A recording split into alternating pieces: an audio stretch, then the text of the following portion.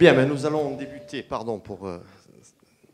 nous allons débuter cette table ronde dans le cadre de cette journée qui est aussi une journée de fête autour de la M3C et pour les 20 ans du Centre culturel universitaire. Mais en même temps, c'est aussi une fête parce que nous sommes aujourd'hui autour de Jacques Thiers, qui, malgré la pérennité de ses activités au Centre culturel, a pris une retraite méritée.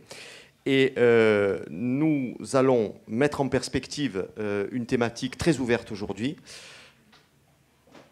que l'on a nommée Langue et littérature en devenir, Lingua e literatura unduinta, qui nous mettra dans une double perspective, puisque c'est aussi l'occasion à travers ces 20 ans du CCU, mais aussi des plus de 30 ans de l'université, de voir un petit peu comment l'université a pu agir en catalyseur de la langue et de la littérature corse, et en même temps de se mettre en perspective d'avenir, puisque c'est un chantier qui, bien entendu, est toujours en cours. Alors, sur le déroulé de ce débat, nous allons prendre, avec nos invités que je vais vous présenter dans l'instant, une petite heure, bien entendu, d'échange ici autour de la table ronde. Mais très vite, je donnerai la parole au public de façon à ce que nous puissions échanger sur divers points de vue entre étudiants, doctorants et bien entendu amis et passionnés de langue et littérature corse. Alors, nous accueillons bien entendu Dominique Verdogne aujourd'hui, professeur, on va dire anthropologie, hein, langue et culture corse avec une spécialité en anthropologie et directrice de l'ESP. L'ESP, pour ceux qui ne le sauraient pas encore, c'est ce qu'est devenu l'IUFM de Corse. Bien entendu, nous souhaitons la bienvenue à Hans Goebbels, qui nous vient de l'université de Salzbourg. Et Hans Goebbels est linguiste, romaniste, et sa présence ici est liée au fait qu'il avait, dans les années 80, déjà pris contact avec la Corse, et c'est un connaisseur parfait de l'ensemble des langues romanes, petites ou grandes, et il nous donnera son point de vue en perspective par rapport aux années qu'il a connues quand il est venu nous rendre visite, mais bien entendu par rapport à l'avenir.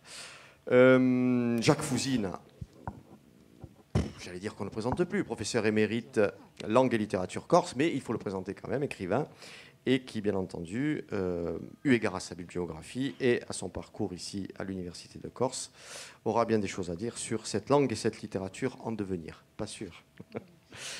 Guy Firologne, enfin, du côté de l'édition, parce qu'une langue et une littérature en devenir ne seraient pas en devenir si l'économie de la culture n'était pas là.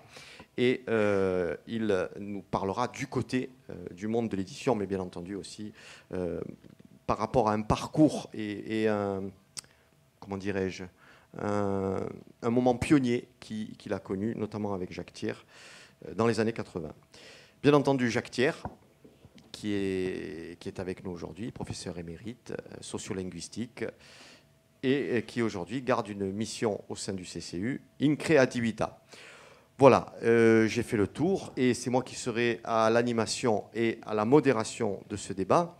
Et ma première question va aller à Doumé Verdogne, dans le cadre de l'arrivée aujourd'hui, freschi freschi, de deux revues de littérature que nous présentons en même temps. Et c'est l'occasion de remettre justement en perspective ces 20 années qui correspondent grosso modo, même si c'est un peu plus court, à la publication de Bonanno. Je rappelle que Bonanno est une revue de littérature corse et qui entre quelque part dans l'histoire aujourd'hui, puisqu'elle affiche la plus grande longévité, puisque nous en sommes au numéro 33. Hein. Donc, Doumé, par rapport... 97, oui. Donc ça fait bientôt 20 ans. Ça fait bientôt 8 ans. sur le temps, oui, c'est vrai. Mais bon, c'est pas une question de compétition parce que les revues restent toutes importantes dans l'histoire de la littérature corse. Donc, dans l'histoire de la littérature d'expression corse, comment nous situons-nous aujourd'hui dans la mesure où on n'a jamais été autant prolixe, c'est-à-dire que, je l'ai rappelé ce matin lors de la présentation de la M3C, Emmanuel, pour ne prendre que cette référence-là, affichait dans les années 70 un bilan assez pauvre finalement de la production littéraire corse, et on se demandait à ce moment-là si cette expression avait quelque avenir. Aujourd'hui, nous sommes dans le projet et voilà, par rapport à la présentation des deux revues, comment se situe-t-on par rapport à cette évolution et comment vois-tu l'avenir de la littérature d'expression corse, qu'on peut ouvrir ensuite à la littérature corse en général, si tant est qu'on arrive à la définir. Merci Alain de ce moment d'abord de débat autour de la langue et des langues et des littératures en devenir. Pour ce qui est un petit peu de resituer aussi le propos, moi je vais essayer sur la littérature de donner un point de vue concernant davantage, on va dire, le système que la production littéraire, parce que c'est vrai qu'on va vite sur le mot littérature, mais à travers une revue, ce qui m'intéresse aussi de démontrer, c'est qu'effectivement, entre celui qui écrit et celui qui lit, il y a évidemment toute une chaîne à organiser. Et les revues littéraires font partie, c'est un de ces maillons qui organise effectivement la production. Il y a d'un côté les productions littéraires et les écrivains sont là pour en témoigner. Et puis après, il y a effectivement ce réseau de diffusion qui est organisé. Et si aujourd'hui, des propos comme celui d'Emmanuel ou le tien, à un moment donné, veulent trouver un écho dans la population, ils doivent être relayés par évidemment des instruments. Parce que sinon, on est dans l'a priori, dans le constat on produit peu, on produit beaucoup, dans le jugement de valeur. C'est vrai qu'en matière de production, on produit beaucoup en langue corse, que ce soit au niveau musique, que ce soit au niveau théâtre, que ce soit au niveau littérature. Mais la musique, vous allumez votre radio et vous entendez ce qui est sorti sans avoir besoin forcément de vous déplacer. Et ensuite, vous vous déplacez pour acheter, pour télécharger la musique, le chant. La littérature, elle n'arrive pas chez vous.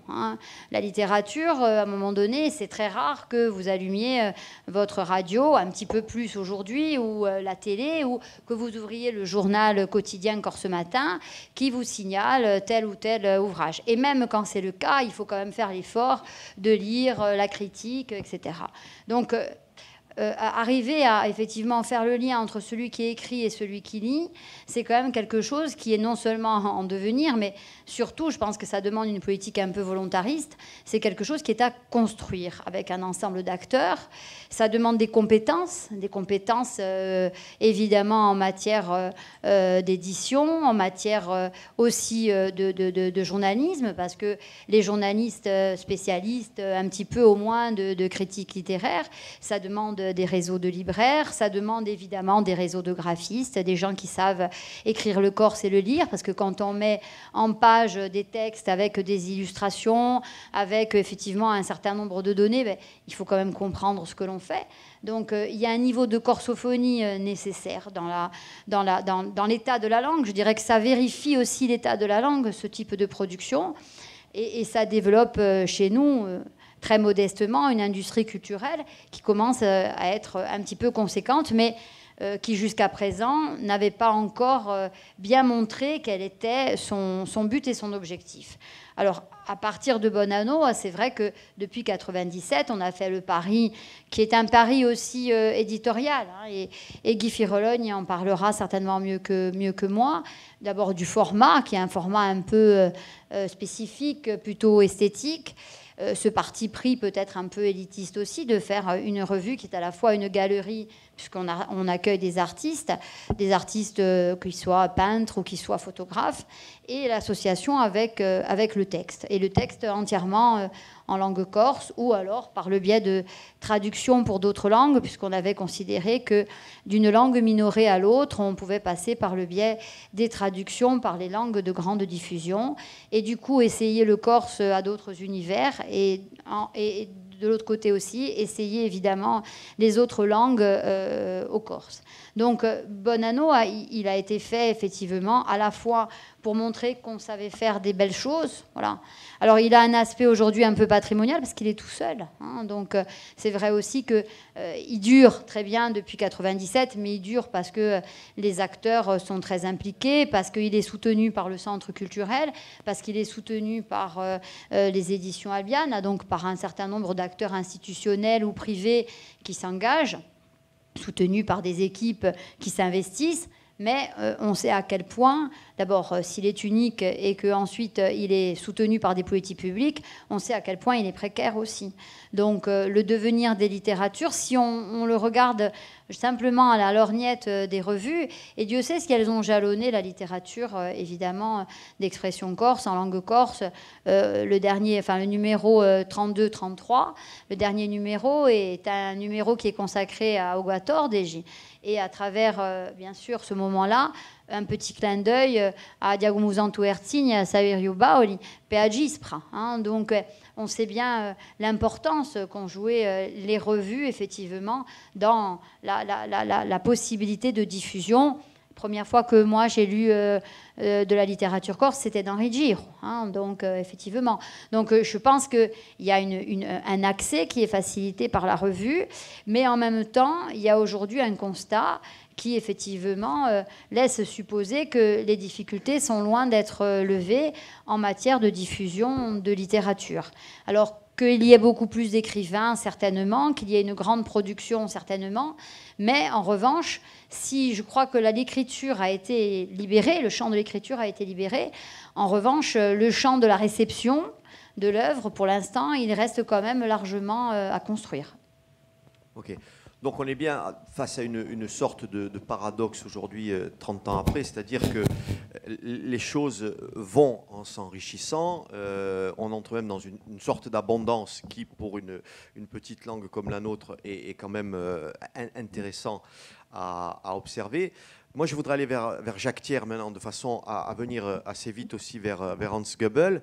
Et il y a des moments d'articulation comme ça. On vient de parler de la Cispra, qui est le premier moment d'une véritable déclaration et qui est peut-être celle qui est la plus intéressante historiquement dans la littérature et la langue corse aussi par rapport à cet usage.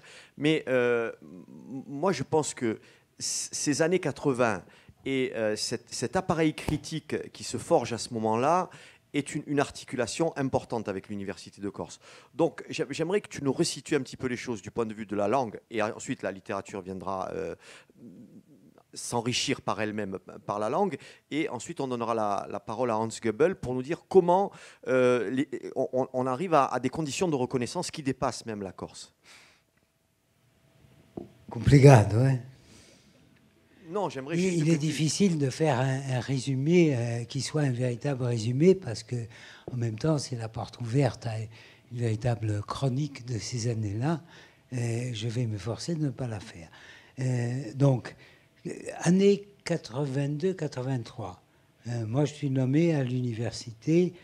J'entre en fonction. J'ai été nommé avant, mais pour des raisons assez troubles, je n'interviens que beaucoup plus tard. Voilà. Il y a une rétention de ma nomination. On ne sait pas pourquoi exactement. Je vous le dirai tout à l'heure dans le couloir. Et lorsque j'entre en fonction, je suis tout de suite saisi de la nécessité que je ressens vraiment de manière très profonde et que j'entends dans la société, de développer à l'université une sorte de plateforme de reconnaissance du Corse. Pourquoi ? Parce que c'est une conviction chez moi et chez mes amis. Je songe par exemple à Diagomo Vuzin, à Diane Giuseppe Ovran, qui est l'équipe de Rigi, et puis d'autres aussi. Mais voilà, Diagomo Vuzin doit être à ce moment-là au rectorat, chargé, voilà, on en parlera tout à l'heure. Donc il y a une espèce de jeu, de complexité, de circonstances favorables à une sorte d'arrivée, d'affleurement, de reconnaissance du Corse. De surcroît, il y a ici assez d'acteurs sociaux et politiques qui, à l'époque, s'évertuent hein, dans la société à faire reconnaître cette langue. Et puis c'est une évidence pour tout le monde que le corse est une langue. Oui, mais voilà. Dans les instances universitaires et académiques, c'est pas si évident que ça. Et en particulier chez les romanistes. Chez les romanistes, on a le sentiment du corse comme le corse est un dialecte de l'italien. Et longtemps après que, pour les Corses, le corse est une langue qu'il faut reconnaître, c'est une évidence dans les manifestations que vous organisez, c'est une évidence dans le peuple, et ça n'est pas une évidence pour l'université en tant que lieu de conservation. De conservatisme, pardon. Et je veux vous en donner une preuve. Ouvrez un atlas linguistique de l'époque, voyez quelles sont les zones linguistiques, les zones romanes. À la place du corse, vous trouvez le corse étiqueté comme, au mieux comme toscan de Corse, ou alors comme toscan. Cela veut dire qu'il y a un divorce énorme entre ce que pense le peuple corse, ce que pensent les universitaires corses, ce que pense toute une société et ce que se permet de penser une prétendue intelligentsia qui affiche des certitudes qui n'en sont pas. Il se trouve à ce moment-là, et je passe immédiatement à la chronique que tu évoques, il se trouve qu'à ce moment-là, je reçois une lettre d'Hans Goebel. Je suis en rapport avec Heinz Kloss, puisque nous, avec la sociolinguistique émergente, nous essayons de diffuser les concepts et les théories les plus avancées, celles qui nous permettent de rendre compte de la diversité du corse sans avoir besoin de normativité, etc. Enfin, tout ce que vous savez.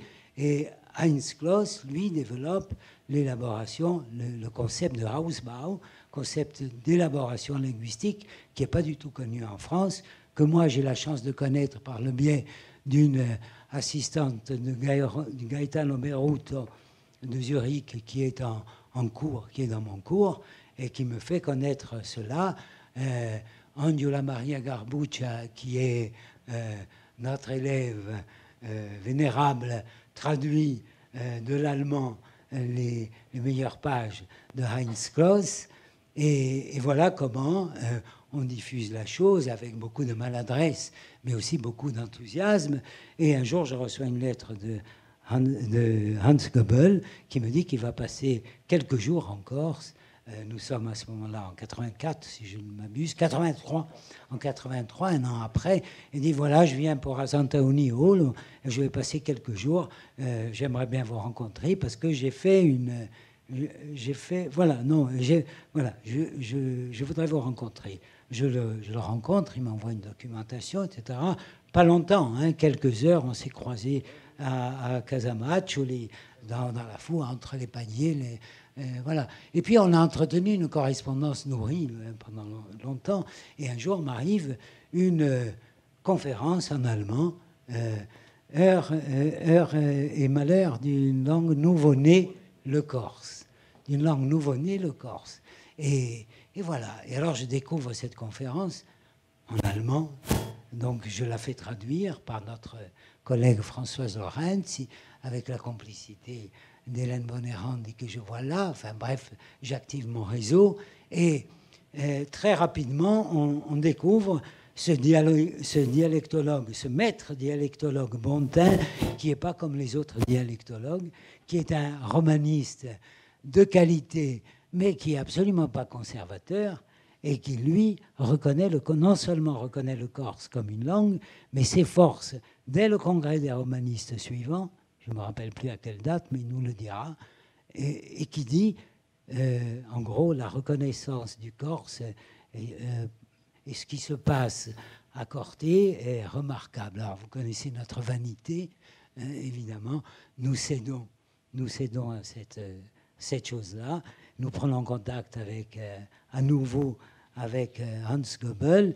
Zarko Muljacic se met sur les rangs à partir de l'université de Francfort. Entre-temps, on a pris contact avec Jean-Baptiste Marcellais. Bref, vous avez compris que c'est constitué un front de reconnaissance de la langue corse. Oui, l'appareil critique donc est en route et on peut demander à Hans justement par rapport à ce nouveau-né comment il réagit à tout ce propos. Oui, voilà. Quelques 30 ans après. Oui, oui. Alors écoutez, alors tout d'abord, il faudrait dire qu'un romaniste tel que moi, qui n'est pas de culture romane, c'est donc un observateur de l'étranger qui regarde donc ce qui se passe à l'intérieur donc des pays romans de dehors. Et c'est donc une perspective de distanciation, de distance, malgré bien sûr l'empathie personnelle qu'on a pour tout ce qu'on observe. Et en plus, ce qui s'instaure automatiquement, c'est le comparatisme. On compare. Les petites langues romanes sont relativement nombreuses. Au moment où je suis allé la première fois en Corse, avec l'objectif d'en étudier donc la situation sur les lieux, je connaissais déjà très bien d'autres langues romanes, plus ou moins petites, parmi lesquelles l'occitan, le catalan, le romanche en Suisse, le ladin dans le Tyrol du Sud, le friolan. Et donc j'avais certaines idées établies en ce qui concerne la vie d'une langue mineure, soi-disant mineure. Et en plus, ce que je savais également relativement bien, et Jacques m'a déjà fait allusion à tout ceci, c'est une espèce de, comment dirais-je, réticence académique par rapport à ces petites langues. Cette réticence académique était dans le temps moins forte dans les pays et dans les universités germaniques que par exemple en ce qui concerne donc le corse, le friolan, le ladin, le romanche dans les universités italiennes. Donc j'ai compris qu'avec une certaine, comment dirais-je, proximité culturelle, il y a apparemment certaines distorsions dans l'observation ou bien certaines restrictions, disons plutôt comme ça, restrictions dans l'observation. Et c'était le cas par exemple pour le romanche, le ladin, le friolan depuis le 19e siècle. Je dis bien 19e siècle, non pas 20e, mais 19e siècle. Puisque certains intellectuels, aussi en dehors de l'université, considéraient donc ces gens-là comme des frères. Très souvent, ça a été fait avec des termes très anthropologiques, donc, des frères, des frères de Rome, des frères de la latinité de Rome, qu'il faudrait incorporer donc dans un état futur sous le signe de la romanité. Et en plus, il y avait dans le temps-là l'équation absolue, romanité égale italianité. Voilà, c'est tout. Et tout ceci a été adopté petit à petit donc dans différents milieux universitaires. Et c'est de là que sont nées des idéologies qui très souvent avaient vraiment de graves défauts, pourrait-on dire, scientifiques quand on y regardait de près. Ceci n'est d'ailleurs pas une particularité dans ce cas-là donc du monde italien.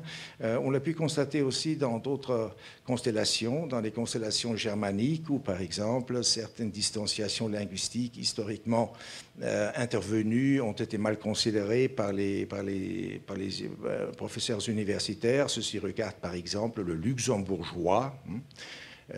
Je fais encore la connaissance de pas mal de germanistes qui se sont donc opposés énergiquement à ce qui se passait au Luxembourg et bien sûr aussi dans le monde slave.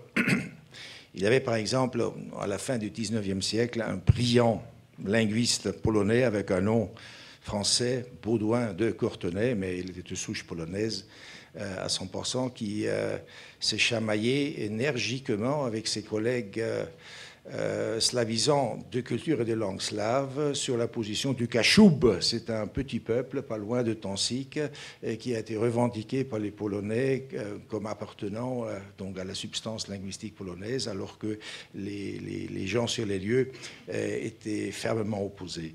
Alors donc ce que j'ai pu donc constater en arrivant en Corse au début des années 80, c'était des différences de vie, des différences de conditions extérieures, des différences surtout sur le plan de ce qu'on appelle l'épilinguisme. Enfin, j'ai appris pour la première fois ce beau mot ici en Corse, l'épilinguisme. Alors nous, on aurait dit plutôt métalinguisme, mais comme ça, épilinguisme, c'est également très beau. Une chose d'ailleurs qui m'a fait beaucoup plaisir donc, en conversant durant cette semaine, mois de juillet 83, avec donc, mes partenaires corses, c'est de constater qu'ils étaient pratiquement complètement libres d'une espèce d'entrave intellectuelle qui pesait lourdement sur d'autres minorités que je connaissais, à savoir donc l'existence soi-disant objective d'une langue, ou l'essence soi-disant objective d'une langue, et ce qui en pouvait dériver sur le plan de la vie sociale. Donc, très souvent, les ladins les ladins dans le Tyrol du Sud, en Italie, ont dû lutter contre la logique suivante. Alors, on leur a dit, de la part des autorités, votre substance linguistique est indéniablement latine, si bien que vous devez vivre comme les autres ladins. Donc on leur a imposé en quelque sorte la conscience métalinguistique, aussi leur conscience civique par les lois de, si vous voulez bien, la grammaire ladine ou les lois de l'évolution historique du latin.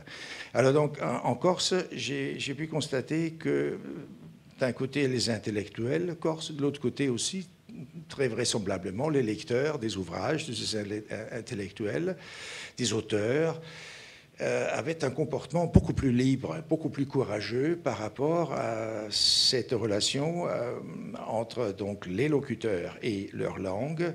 Et c'était une chose, enfin, dans mon sentiment, dans mon fort intérieur, absolument positive. Et en plus, il avait un autre domaine qui m'a beaucoup impressionné, c'est la conception de la polynomie, de la langue polynomique. Alors, chez vous, c'est le fameux contraste entre cavadou et cavallu et tout ceci, donc vous connaissez ça très bien. J'ai pu constater que beaucoup de langues mineures ont une conception normative d'elles-mêmes qui ressemble d'être très près à la conception normative, pourrait-on dire, de l'Académie française ou de l'Académie de la Crusca, donc à de grandes langues qui, depuis longtemps, ont utilisé un système absolument monocéphalique, un système normatif absolument monocéphalique, et qui ont tout fait pour mettre en place donc une normativité monocéphale, très semblable d'ailleurs, c'est également une chose qu'on constate plus facilement de l'extérieur que de l'intérieur, très semblable en ceci à l'Église catholique. Donc il y a vraiment un pape, un pape suprême. Quand il y en a deux papes, c'est un schisme, c'est absolument négatif. Et dans l'histoire, il y avait des moments très négatifs puisqu'il avait une double papauté, même trois papes à côté. Et ces minorités en souffraient. Alors, par exemple, les Latins et Dolomites, qui sont une population qui vit sur une superficie très restreinte, 1000 km² à peu près, c'est très petit. Il y a 5 vallées qui se partagent le terrain. Et ces gens-là, mais évidemment là, il faut ajouter, il s'agit de régions alpines où l'esprit du campanélisme est très, très, très développé. Alors ces gens-là se sont toujours chamaillés autour d'une norme commune. Et ils avaient 2 ou 3 fois de suite, et la même chose est également arrivée dans les Grisons chez les Romanches, échoué en créant une norme commune. Ils voulaient toujours à tout prix créer une norme, et comme tout ceci était impossible, donc c'était l'échec complet. Il ne leur est pas venu dans la tête de créer, mettre sur pied un système polynémique. C'eût été beaucoup plus efficace et beaucoup plus, comment dirais-je, récréatif pour leur identité linguistique collective et aussi pour la création d'une situation d'altérité bien réglée par rapport à leur entourage étatique majeur. Merci, merci, parce que c'est vraiment le témoignage qu'on attendait. A priori, en Corse, on a su mettre l'appareil normatif qui convenait dans la mesure où il n'y a pas eu de mimétisme avec les grandes langues académiques monocéphales, comme tu les appelles, et que ça a peut-être donné un élan particulier que tu constates aujourd'hui avec des effets positifs, même si, comme l'a souligné Dominique Verdoni tout à l'heure, on est encore dans un long chantier. C'est une articulation qui peut être intéressante pour recentrer le débat sur les conditions d'un devenir, justement.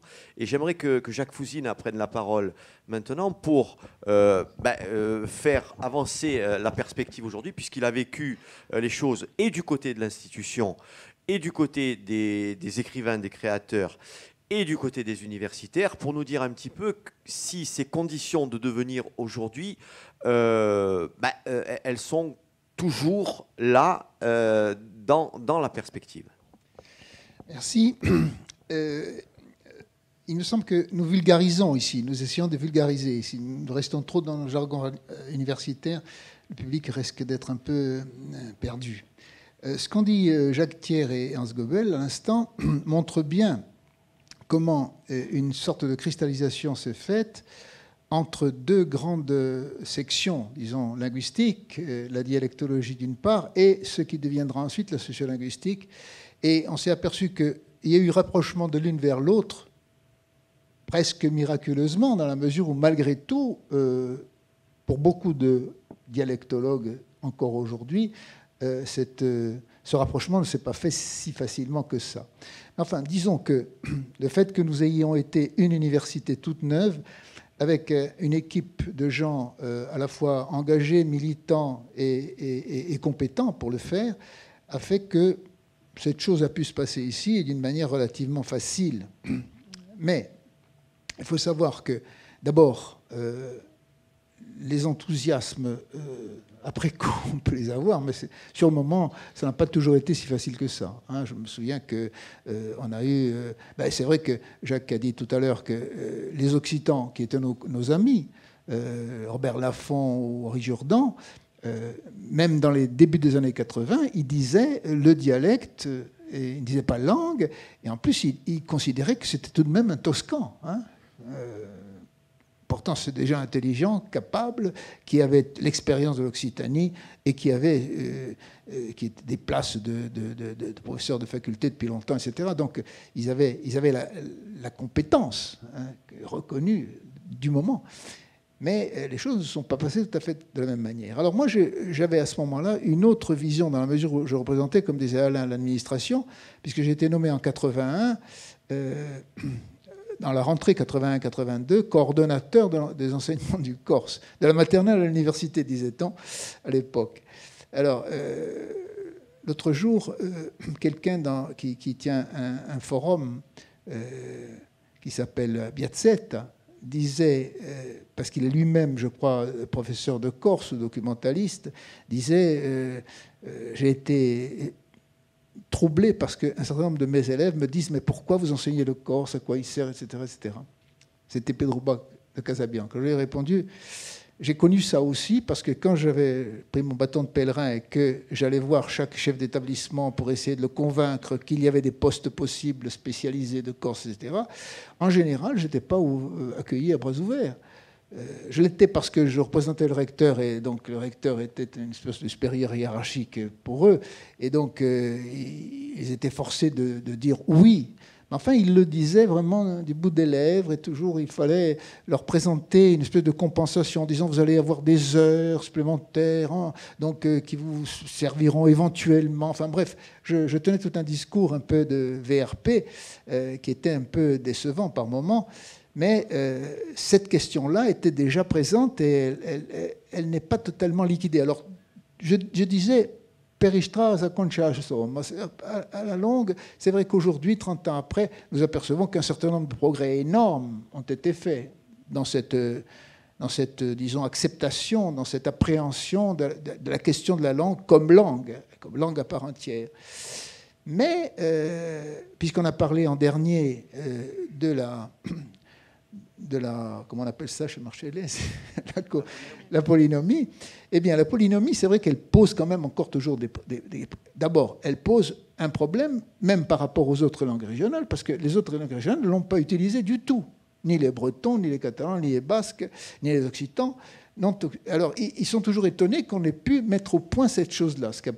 Hans Gebel l'a dit, et lui-même a trouvé que c'était admirable. Et c'est vrai que c'était admirable. Ailleurs, ils ont essayé de former une norme à partir d'un de leurs dialectes, entre guillemets. Par exemple, les Occitans ont choisi le languedocien montpelliérain, en gros, pour être... Mais ça grince quand même parfois, hein, même du côté de l'ouest de l'Occitanie, du côté de l'est avec le Nissar, etc. Et même les Provençaux de Marseille ne sont pas d'accord avec ce principe-là. Donc vous voyez bien que c'est vrai que c'est pas facile. Et nous avons eu cette tentation au XIXe siècle, hein, puisqu'on voulait aussi créer une sorte de langue qui aurait en quelque sorte satisfait tout le monde et qui nous aurait débarrassé du pluriel en A des porto-vecchiais, comme on disait à l'époque. Alors bon, c'était la Florence de la Corse avec Arrigue, etc., autour de Vico, etc., qui était évidemment considérés comme ceux qui avaient le plus fait de progrès dans le domaine de la langue. Et eux pensaient qu'en choisissant ce dialecte-là, eh bien, on aurait arrangé à peu près tout le monde, puisqu'il est à cheval un peu sur la partie sud et la partie nord. Et bon, bref. Et puis Porto Vecchio était toujours gênant, hein, trop archaïque, enfin bref. On a fait du chemin depuis Emanueli. Hein. Je l'avais cité moi-même dans un article, ce Emanueli, justement, qui était un historien intéressant, un magistrat de formation, et qui avait une vision, d'ailleurs, les magistrats ou les gens de droit s'occupent très souvent de la culture. Jean Mohin, là, par exemple, qui est très intéressé. C'est vrai que lui, c'était pareil. Il s'intéressait beaucoup à la culture et à l'histoire de la Corse. Et il avait d'ailleurs une vision. Il est mort très jeune, ce Emmanuel, mais il est encore reconnu, même parmi les historiens de formation, comme quelqu'un qui avait une vision très juste. Or, en ce qui concerne la littérature, il s'était complètement gouré, parce qu'il considérait que, à la fin des années 70, la littérature corse pataugeait, on n'arrivait pas à tirer son épingle du jeu. Or, je disais dans cet article où j'avais repris ce point de départ-là que les choses avaient bien changé, même 10 ans après cet article-là, eh bien, il y avait beaucoup de progrès qui s'étaient faits. Eh bien, là, c'est un peu la même chose. Je crois que si on regarde sur 30 ans, il y a quand même un paysage qui a quand même fondamentalement bougé, et dans la pratique et dans l'acceptation, autant que dans la théorie. Évidemment, la théorie, elle a fait beaucoup de progrès, mais... Même à l'université, moi je me suis rendu compte rapidement que si on continuait à ne faire que des recherches, disons, fondées sur la langue uniquement et sur le fonctionnement de la langue, on tournait vite en rond. Il y a eu quelques thèses qui ont été très bonnes là-dessus, mais après, on ne peut pas refaire toujours les mêmes thèses, donc il faut changer les choses. Et je me rendais compte même que les étudiants chez nous avaient ce genre de problème-là, à se positionner, comment, etc. Et c'est pour ça que j'ai eu, dans les années 90, cette fois, eu l'intuition de créer le département des sciences de l'éducation, parce qu'il me semblait qu'avec le département des sciences de l'éducation, je réussissais à la fois à travailler dans le domaine de la langue et de la littérature, surtout de la langue, en l'occurrence, mais je ne la coupais pas par des questions de pédagogie, des questions de didactique des langues, etc., des choses comme ça qu'on traite en sciences de l'éducation. Il n'y avait pas d'ailleurs de département de sciences de l'éducation ici, donc il a fallu créer de toutes pièces, et j'ai été aidé beaucoup à ce moment-là par mon collègue lyonnais, Mérieux, bien sûr, que tout le monde connaît, Philippe Mérieux, et qui nous a donné un drôle de coup de main, et nous avons créé ça. Et on a vu à ce moment-là une chose étrange, ce département de sciences d'éducation a eu beaucoup de monde qui est venu, parce que dans les sciences d'éducation, c'est une section un peu composite dans laquelle il y a aussi bien de la langue que de la philosophie, que de la psychologie, etc., et que de la pédagogie, histoire de l'éducation, etc. Donc il y a beaucoup de choses, et beaucoup de nos collègues se sont impliqués là-dedans, et on a vu surtout dans le public se profiler une sorte de changement auquel moi je n'avais pas cru au départ. Parce que je m'étais rendu compte dans le fameux pèlerinage dont je parlais au début que le monde étudiant de l'université et le monde enseignant de la Corse étaient en parfait clivage. On se méfiait en tant qu'enseignant de l'université. On disait oui, mais ça c'est une université bizarre, née comme ça, toute jeune évidemment. Et il y avait des choses qui se passaient qui n'acceptaient pas très bien. Et il me semblait qu'en créant ce département de sciences d'éducation, je réussissais à refaire un peu comme Montez avait réussi à le faire à sa création après la Seconde Guerre mondiale. Eh bien, j'ai réussi à regrouper, et ça, je crois que ça a été une grande réussite, dans la mesure où beaucoup d'enseignants sont venus. À un moment donné, tous les inspecteurs d'éducation nationale étaient passés sous nos bancs. Hein. Donc, ça veut dire que quelque chose avait pris, et véritablement, aujourd'hui, eh bien, ça ne fait plus aucun problème, hein, bien entendu. Mais ça aussi, il faut le mettre. Ce n'est pas seulement des histoires individuelles, c'est un ensemble qui s'est fait une espèce de cristallisation générale, et je crois que ça a marché. On peut dire qu'aujourd'hui, on peut être satisfait de ce point de vue-là, tout en reprenant ce que disait Dominique d'entrée, c'est que ce n'est pas gagné, il y a encore beaucoup de choses à faire, notamment si on parle de littérature, du lectorat, tout à l'heure on en parlera. On va continuer. Merci Oya pour cette encore remise en perspective, pour ces études corses qui finalement essaiment et vont chercher sur d'autres domaines et qui viennent encore s'enrichir de cette expérience. On a évoqué un modèle qui assume sa minorité, qui assume sa diversité, et cette absence de mimétisme-là est important. Ça crée à la fois du critique et de la modélisation. Bien entendu, nous sommes aujourd'hui dans le constat de forme d'aboutissement par la production, et Guy Firoloni, il y a un credo au départ, toujours dans cette mise en perspective, puisque parmi d'autres, mais on peut te tenir quand même pour un éditeur pionnier, dans la mesure où c'est une rencontre à partir d'une petite maison d'édition qui s'appelle Albiana à l'époque, qui est le vieux nom antique de la ville de Lévis. Il y a une rencontre avec Jacques Thiers et un discours sur la langue. Cet appareil critique, à un moment donné, ce discours nouveau sur la langue, il te marque et il amène à un credo. Et là démarre aussi toute l'aventure au sens propre du terme, d'une maison d'édition comme Albiane. Est-ce que tu peux nous dire 30 ans après comment tu vois les choses, et en termes de perspective du passé, et en termes de perspective, comme tu veux, économique, mais c'est l'éditeur aussi qui nous intéresse ici dans cette table ronde. Ensuite, on passera au public pour un échange. Hein. Tu as tout dit, hein, je ne peux rien dire, tu as tout dit.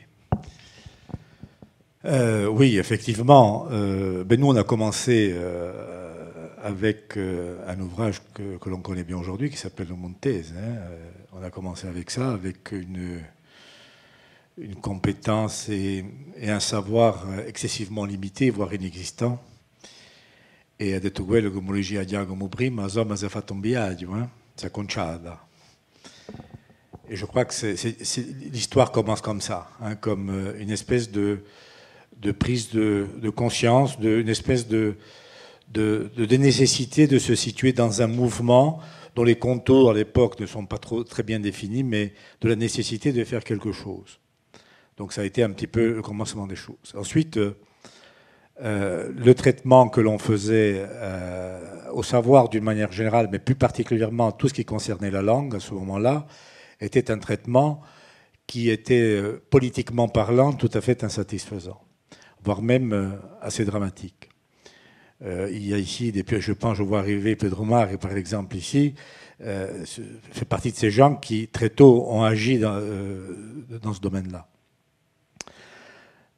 Donc la prise de conscience au départ et l'engagement et la volonté ensuite de faire en sorte que Albiana devienne le support, un parmi d'autres, mais le support concernant tout ce qui est du domaine de la créativité, en particulier en langue corse, Donc ce moment-là, l'approche est à mes yeux fondamentalement politique. Il est clair que l'action que nous menons depuis 30 ans est fondamentalement politique. On ne peut pas comprendre l'ensemble des choses que nous avons tenté de faire si cet élément fondamental n'est pas pris en compte.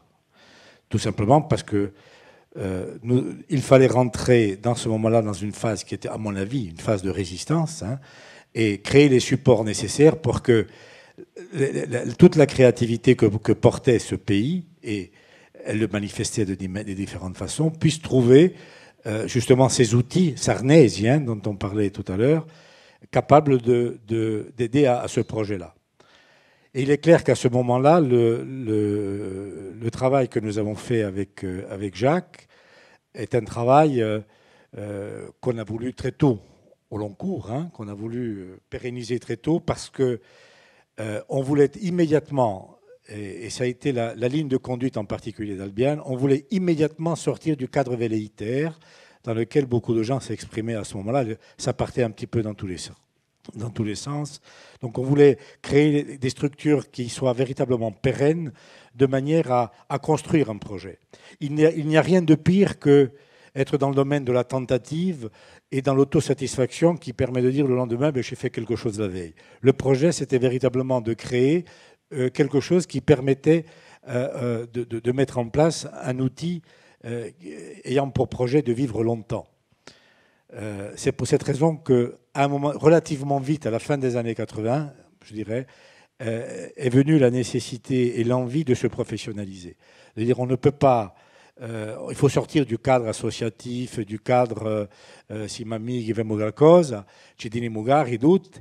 Le projet pour moi, c'était de dire, tentons de créer de manière structurée une maison d'édition qui aborde la totalité des questions liées à cela et tentons de faire en sorte que ça dure. Parce que mon obsession a toujours été celle-là, durer parce que une œuvre ne se construit que avec le temps. Et c'est ainsi que nous avons continué et nous avons créé des passerelles et des collaborations qui, j'ai la faiblesse de le penser, ont été fructueuses. La naissance de Bonanno, par exemple, dans une phase où nous étions beaucoup plus professionnels qu'au début, la naissance de Bonanno entre l'association de soutien au CCU et Albiane a permis de créer un espace très important. On ne dira jamais assez, me semble-t-il. De temps en temps, moi, je m'amuse à regarder ce qu'est Bonanno depuis le début. On s'aperçoit que dans ces différentes rubriques, c'est quelque chose de déterminant. C'est ce fil de l'histoire de ces 20 dernières années qui nous montre l'importance des choses. Donc, l'obsession, c'était celle-là, de créer une structure capable de se situer dans le temps et d'accueillir et susciter aussi. Il ne peut pas y avoir de création comme ça s'il n'y a pas de support. La mise en place d'un support permet de faire un certain nombre de choses. Et en même temps, provoque, de la part des créateurs, de la part des auteurs, provoque aussi cette envie d'écrire et une production livresque. Donc c'est un, comment dirais-je, c'est quelque chose qui comporte une double entrée, en quelque sorte. Mais, encore une fois, j'insiste sur l'aspect fondamentalement politique de la démarche. Je me situe complètement dans ce domaine-là. Je serais, au bout de 30 ans, si j'analyse les choses, c'est toujours l'histoire du verre à moitié plein et du verre à moitié vide. Jacques Fouzine a évoqué à l'instant certaines avancées, certains progrès déterminants qui ont été faits. Moi, je voudrais reprendre l'exemple d'un livre de Jacques Fouzine par rapport à la manière dont l'environnement s'est organisé et comment le public, d'une manière générale, a aussi évolué. Dans tout ça, il y a du bon et du mauvais. Lorsque nous avons publié un livre qui est chez Albiane emblématique, parce que ça a été le premier livre en langue corse, véritablement c'est celui de Jacques, qui est Zete Yapel, je me rappelle, autour de cet ouvrage, d'un réel engouement, un engouement très profond.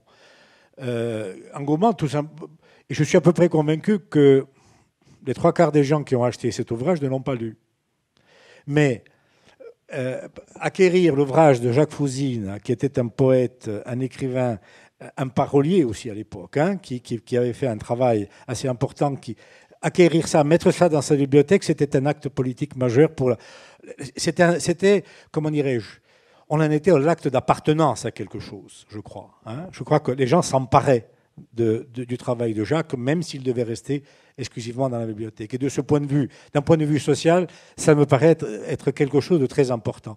Mais on était dans un mouvement où ce pays se cherchait, hein, et politiquement d'ailleurs, hein, c'était un moment d'effervescence très importante, mais il y avait donc la dimension culturelle avait une force symbolique absolument extraordinaire. Enfin, je renvoie à chacun, à ceux qui ont vécu cette période-là, je le renvoie à leur souvenir.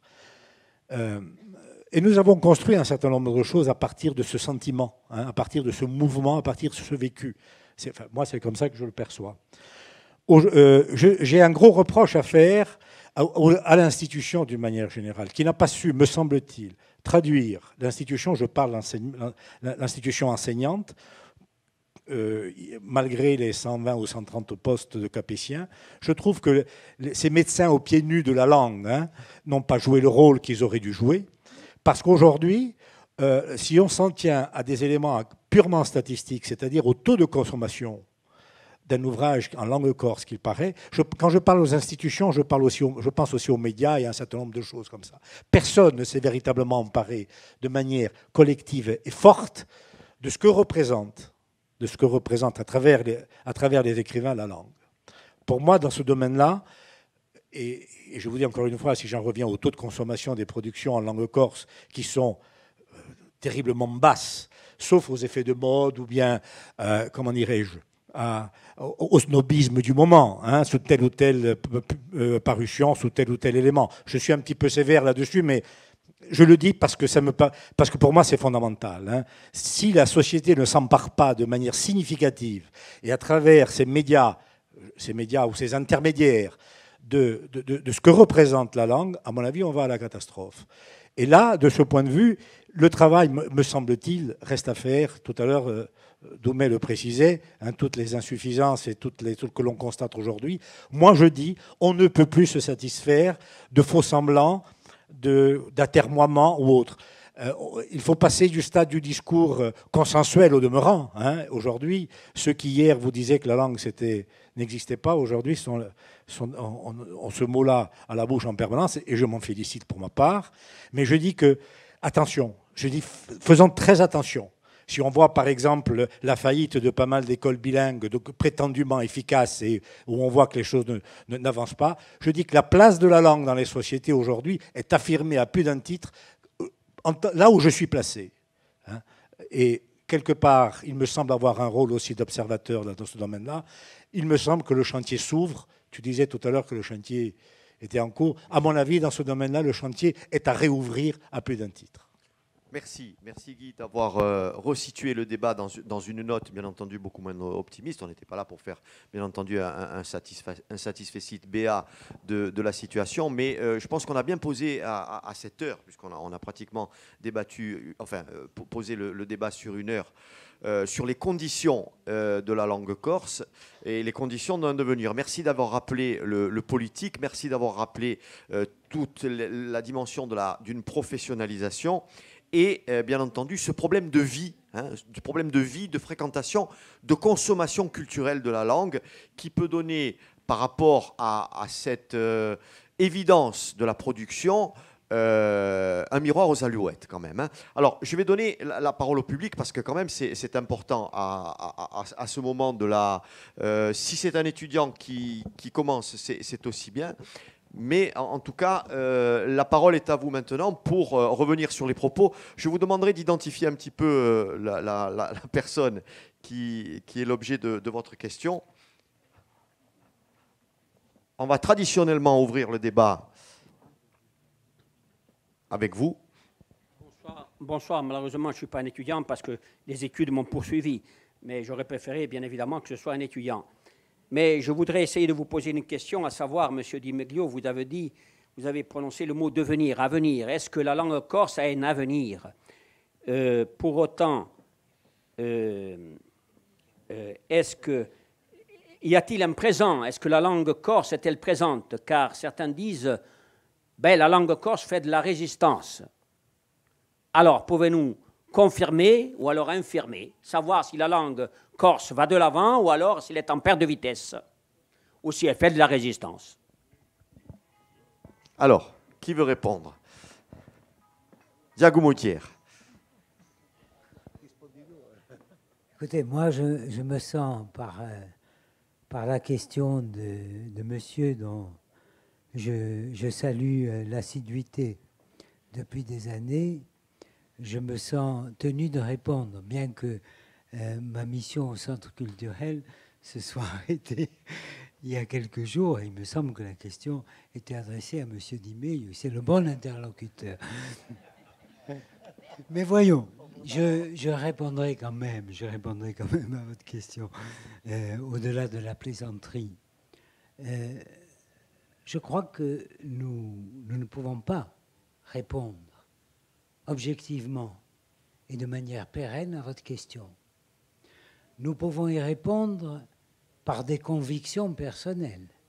Nous pouvons y répondre par l'observation et le décompte des avancées qui ne sont pas négligeables, qui ont été produites dans la société corse. On veut quand même rappeler que 30 ans, ça n'est rien dans l'histoire d'un peuple. Et que dans ces 30 années écoulées, on a vu, d'une part, un début qui était la négation de la langue, ou tout au moins la non-reconnaissance de la langue. On a évoqué tout à l'heure la reconnaissance de la langue par l'autorité universitaire, par l'autorité académique au sens le plus universitaire du terme. Et puis on a vu la lente évolution dans la société, dans les corps intermédiaires et dans le corps social, en particulier représenté à l'Assemblée de Corse.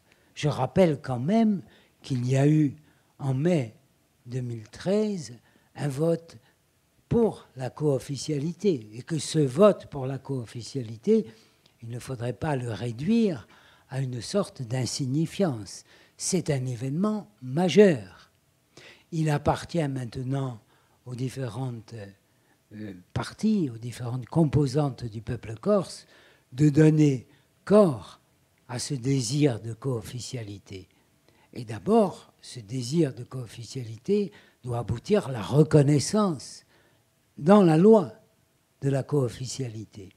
Ça, c'est un élément. Il ne suffit pas. Il y faut aussi l'adhésion des personnes. C'est très important. La consommation littéraire, de la littérature qu'évoquait donc Alain Di Meglio, Dominique Verdoni, Giacomo Fusina et qu'espérait Guy Firoloni. Mais la consommation des livres, elle s'adresse à qui? Elle s'adresse aux corsophones à venir, certes, mais aux corsophones présents. Est-ce qu'on a songé que les lecteurs les moins corsophones aujourd'hui sont les corsophones les plus actifs du point de vue de la compétence orale? Est-ce qu'on a songé que ceux qui lisent le plus, c'est ceux qui parlent le moins? Ce sont quand même des éléments importants qui doivent guider à la fois notre réflexion et les efforts de ceux qui, dans la société, ont l'intention de créer quoi? De créer une compétence en langue corse. Ce n'est pas autre chose que ça. Mais une compétence qui n'est plus la compétence dialectophone. Il ne s'agit pas de parler uniquement dans sa famille. Il s'agit de dépasser ce que l'on appelle la diglossie. C'est ça, il y a des verrous qui sont présents. Il y a des verrous qui empêchent les gens de parler, de lire, de comprendre davantage ce qui est dit et de s'avancer encore dans la corsophonie. Je suis persuadé que si si on faisait une petite enquête un peu discrète ici, parmi les gens qui sont venus intéressés à cette rencontre, je suis certain que beaucoup nous diraient « Moi, j'ai une compétence de corsophonie, mais je n'ose pas parler. J'ai des livres, mais bon, je ne sais pas, je ne lis pas aussi facilement. Est-ce qu'on peut imaginer que des militants corsophones, depuis longtemps, des militants de la corsophonie, est-ce qu'on peut imaginer qu'ils peinent eux aussi à lire le corse? Il faut bien le reconnaître.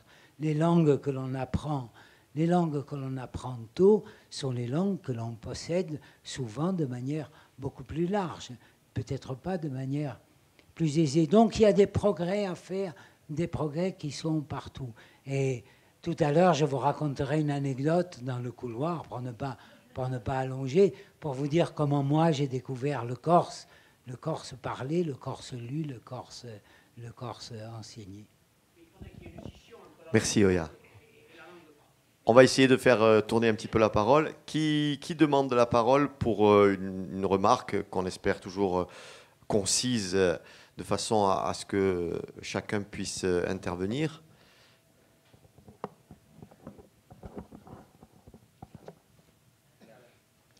Pardon, Christophe Moretti. Oui, bonjour. J'entendais tout à l'heure parler de l'accès, par exemple, à la musique qui arrive à la maison chez soi. Et ce n'était pas encore le cas de la littérature. Il se trouve que de plus en plus, ça le devient. Et je me pose la question de savoir s'il vous semble qu'on va pouvoir démocratiser justement l'accès à cette littérature corse en utilisant les nouvelles technologies, le livre numérique, etc. Doumé, peut-être?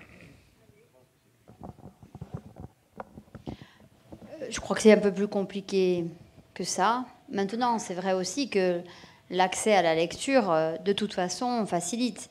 Mais je crois que la littérature, elle a besoin d'être accompagnée. Bon, en même temps, bon, la chanson, si tu la captes pas tout de suite, elle meurt. La littérature, elle a le temps d'attendre. Hein. Si tu lis pas Bonanno aujourd'hui, si à la faveur d'une bonne conservation dans un siècle, la revue existe toujours, tu pourras la lire. Donc c'est la force en même temps de résistance de la littérature, et c'est pas pour rien que je pense que tous les discours qu'on tient aujourd'hui, il faut espérer que dans 50 ans, on n'aura rien retenu. En revanche, la littérature, elle va rester. On va se souvenir, je pense, et des romans, et des poésies, et du théâtre. Je crois que ça, au-delà de tous nos discours, ça va rester. Donc après, c'est comment on organise effectivement cette lecture-là, comment on organise... moi, je pense par exemple à l'expérience qu'on a eue sur les textes Paix Village Troc, les textes de Bénigne, où on a joint des CD, hein, effectivement, pour qu'il y ait cette mise en oreille de la langue à travers la lecture pour les enfants, mais ça pourrait se développer sous d'autres formes. Après, il y a des initiatives, effectivement, à prendre pour accompagner la littérature. Et, pardon, je vais fâcher mes collègues, mais il faut arrêter de parler de la langue chaque fois qu'on parle de la littérature, parce qu'on ne parle jamais de la littérature à la sortie. Hein. Donc c'est quand même aussi le souci. C'est aussi bloquant à un moment donné, à force de parler de la langue et de nos difficultés à parler la langue ou de notre peine à résister à ceci et à cela, ben on oublie qu'en fait, il y a beaucoup de gens qui sont venus à la langue corse par la littérature et pas l'inverse. Et enfin, dans ma génération, c'est la majorité. On est tous là, on sait très bien qu'on est venu par la création à la langue. On y est venu par les chants, on y est venu par la littérature, on y est venu par Edgir. C'est par la littérature. Donc l'accès à la littérature, c'est l'accès à l'imaginaire, c'est l'accès à des histoires, c'est l'accès à des personnages. Et on oublie la compétence linguistique. Et en même temps, du coup, on progresse et on avance. Et ça, je pense que, en dehors de toutes les technologies qu'on pourrait mettre en œuvre, le charme esthétique de la littérature, c'est pour ça que ça s'associe aussi bien avec les nouvelles technologies, c'est ça la force de la littérature. Et je pense qu'on gagnerait davantage à essayer effectivement de faire partager hein, cette littérature, parce qu'on a la chance d'avoir des générations d'écrivains qui se succèdent, et qui donnent beaucoup d'eux-mêmes et beaucoup de générosité à écrire sans lectorat, je veux dire sans considération, sans mise en valeur. Hein. Donc on sait très bien aujourd'hui que effectivement on est beaucoup plus sous les feux de la rampe quand on est un écrivain corse et qu'on écrit en français, quelle que soit la qualité de l'écriture, parce qu'on a un prix Goncourt. Voilà. Donc tandis que quand on continue à écrire en langue corse, on sait très bien à quelle effectivement éternité on est renvoyé. Voilà. Donc je pense que la langue corse, elle a cette chance. Je ne sais pas si on résiste moins, si on résiste plus, si on est plus ou moins locuteur, mais elle a cette chance d'avoir des gens qui écrivent et qui ont quelque chose à dire. Et ça, c'est énorme, parce que, y compris quand vous êtes mauvais locuteur, si vous avez quelque chose à dire, je crois qu'il y a toujours quelqu'un pour vous écouter. Joseph Pouvran qui est dans le public, j'aimerais bien avoir son avis quand même, qu'il prenne un petit peu la parole. Si tu veux, mais il y a beaucoup de choses à dire.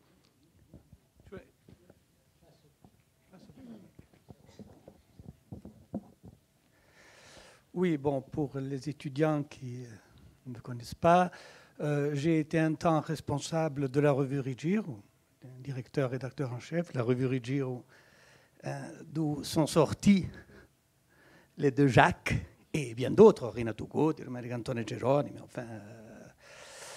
bon, j'ai ensuite groupé mes écrits dans...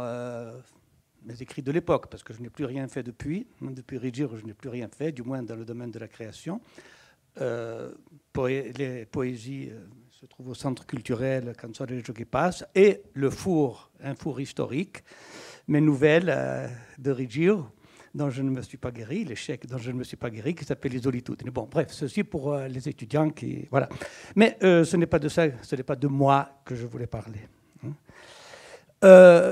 Pour répondre pour donner une précision qui complète ce qu'a dit notre visiteur et qui est un des inspirateurs quand même de l'évolution qu'a prise l'université, l'histoire de la norme. Il parlait des dialectes, le frioulan, le ladin, qui ont bloqué sur l'histoire de la norme. Eh bien, je crois que les amis seront d'accord, Rigiro a débloqué cette histoire-là. Ça a été Rigiro qui a débloqué cette histoire-là. Il y avait eu des Monseigneur de la Foat à la fin du 19e siècle, avait écrit Poésie et Giogos, et qui sont chefs-d'œuvre de la littérature corse, bon, pour moi, hein, bien que ce soit traditionnel, mais che non esca di questi, lasciamo correre. Mais ensuite, les écrivains ou les écrivains qui sont venus après se croyaient obligés d'écrire dans la variété dominante qui était le cismontinco, et à un moment donné, il y a eu ce rêve d'une Toscane de la Corse qui aurait été la région de Vico, parce que de là sortaient beaucoup d'écrivains, les Mouvristi, Pedro Roca, Arrighi, le professeur Arrighi, Paul Arrighi, Santo Casanova, n'est-ce pas, le fondateur, l'auteur du premier, le fondateur du premier journal de la langue corse, la Tramontana, voilà. Donc, si vous voulez, ça créait, et ça aurait pu être effectivement la Toscane de la Corse, de même que la langue de Dante a été la base de l'italien standard. Mais heureusement que cela ne s'est pas fait. Heureusement que cela ne s'est pas fait, parce que ce qu'on peut constater sur le terrain, les revues qui existaient jusqu'aux années 50 et même 60, les écrivains sudistes se forçaient à écrire dans une variété qui n'était pas la leur. Je pense à Simone Laudet, qui écrivait in bigolaccio, qui écrivait... Bon, alors, l'information n'était pas ce qu'elle est aujourd'hui. C'est-à-dire que l'université a beaucoup agi dans ce sens. On sait aujourd'hui la notion de système, de sous-système, que la langue est une, avec ses variantes que l'on peut étudier, que l'enseignant a le devoir d'enseigner.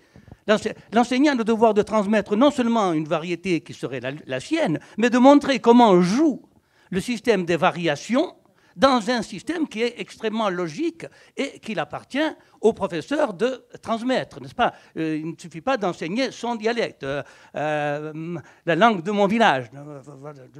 Le professeur a fait des études pour élargir un peu tout cela. Mais à l'époque, jusqu'aux années 60-70, les gens pensaient que la lingua d'indueme est au Verrucorso ou ailleurs. Qui lingua parle? Comment il parle? Ça ressemble à rien. Bon, et là, chacun avait cette conviction, même s'il ne l'exprimait pas, parce qu'on se veut ouvert, on se veut... Mais chacun avait cette conviction que my dialecte, comme disait la bof, hein, c'était le nec plus ultra de la langue. Bon.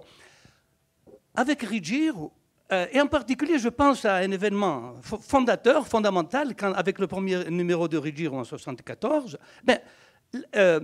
d'abord la profession de foi, en disant ogni svariatezza sarà dimessa, ogni svariatezza di lingue o di scrittura, avec quelques fondamentaux à Rupremu, Ci et Gi.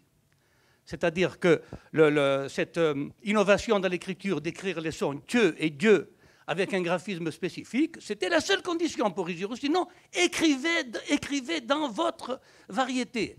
Et effectivement, on a vu apparaître Rinato Goti. Dire, ça a été quand même un acte fondateur, l'apparition de Rinato Goti dans la littérature corse. Parce qu'il a publié, puis c'est un écrivain très prolifique, un écrivain très fécond, il a beaucoup écrit. Il a écrit d'abord dans un registre de langue que personnellement j'apprécie beaucoup, et dans sa langue, dans son parler sudiste, ou kawad, ou les pluriels en i, et ça n'a dérangé personne. Voilà. Donc, Ruggiero, je crois, a débloqué, a fait sauter un verrou. Ce verrou de la norme. Et ça a ouvert un champ extraordinaire à la créativité. Un champ qui s'est épanoui ensuite dans Bonanova. Bon, Ruggiero a été précurseur. Hein. On a tenu 20 ans, mais on ne sortait pas tous les 3 mois. Hein. On était une revue trimestrielle qui sortait quand elle pouvait. Hein. Voilà. Mais enfin, on a quand même tenu 20 ans. Bonanova tient 30 ans. Et dans Bonanova, je crois qu'il n'y a pas de... 20. Bon, voilà. Mais je crois que personne ne bloque sur le fait qu'un texte de Bonanova est sudiste ou nordiste.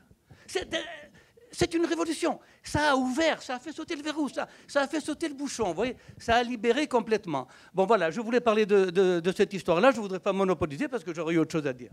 Non, ne t'en va pas, je voudrais ajouter un élément qui montre que l'attitude de Ruggiero a été copiée, imitée par le ministère de l'Éducation nationale lorsqu'il a mis au point le texte réglementaire qui fixe en quelque sorte le CAPES de Corse, puisqu'il a bien dit aucune variété ne sera exigée par le jury. C'est-à-dire que le candidat au CAPES de Corse peut rédiger sa copie, peut s'exprimer dans sa variété. En revanche, ce que le jury est amené à juger, et là je m'adresse aux membres du jury qui œuvrent actuellement, c'est la qualité, la maîtrise, la compétence dans la variété. Ce qui veut dire que le modèle polynomique s'étend à l'enseignement aussi, non seulement à la pratique, mais aussi à l'enseignement. Merci. Bon, je crois qu'on a bien compris les conditions normatives qui étaient satisfaites. Moi, j'aimerais qu'on reste plutôt sur le projet, sur les conditions du devenir. Et s'il y a quelques interventions là-dessus, ce serait, oui, Angelo Pomonti, professeur Corso et Dottoranti. Bien, buonasera. Donc ma question s'adresse plus spécialement à M. Thiers, mais aussi à Mme Verdone, et je crois que M. Fouzine pourra tout à fait répondre aussi. C'est plus une question en fait sur aujourd'hui et sur l'avenir. Bon, il semblerait, notamment M. Thiers pour la prose et Mme Verdone plus spécifiquement pour la poésie, que vous soyez des représentants d'une tendance qu'on pourrait appeler aujourd'hui une tendance un petit peu moderniste de la littérature corse. Alors, est-ce que vous avez été conscients tous deux d'avoir été peut-être au centre de ce projet-là? Quelles ont été vos influences? Quels sont peut-être vos projets? Et qu'est-ce que vous pensez quant à ce modernisme? Est-ce que vous pensez qu'il peut apporter quelque chose de véritablement important à la littérature corse et peut-être à la langue corse aussi, pour faire le lien avec l'intitulé de la table ronde? Si j'avais su,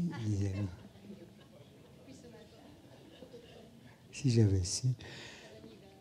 Non, je crois que il faut vous remercier pour cet ensemble, hein, pour ce bouquet de questions, parce qu'il faudrait les retenir et les examiner avec soin, tête reposée, pour faire une réponse qui soit satisfaisante. Je n'aurais pas la possibilité de le faire, ne fût-ce que parce que le temps ne m'est pas concédé pour le faire. Moi, ce que je voudrais dire, c'est que dans l'écriture, il n'y a pas de projet, si vous voulez, il n'y a pas de projet aussi bien formé que vous le suggérez, qui précède l'écriture. L'écriture, c'est aussi une volonté, c'est un désir. Il y a du projet, mais c'est un projet qui n'est pas complètement abouti, si vous voulez. Donc, il n'y a pas au moment où personnellement je commence à écrire, et j'écris en prose, il n'y a pas de projet aussi bien dessiné que vous le suggérez. Il y a un désir. Et ce désir, il s'exprime d'abord par un appel, quelque chose qui a envie de mobiliser un imaginaire que l'on sent latent en soi et qui va à l'écriture.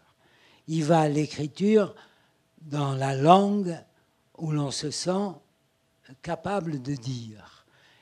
Et moi, au moment où ça m'arrive, où j'entends cet appel, c'est en langue corse que se produit ce besoin.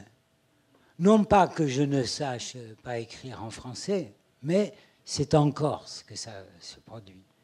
Et l'opération réflexive que vous suggérez, elle vient après.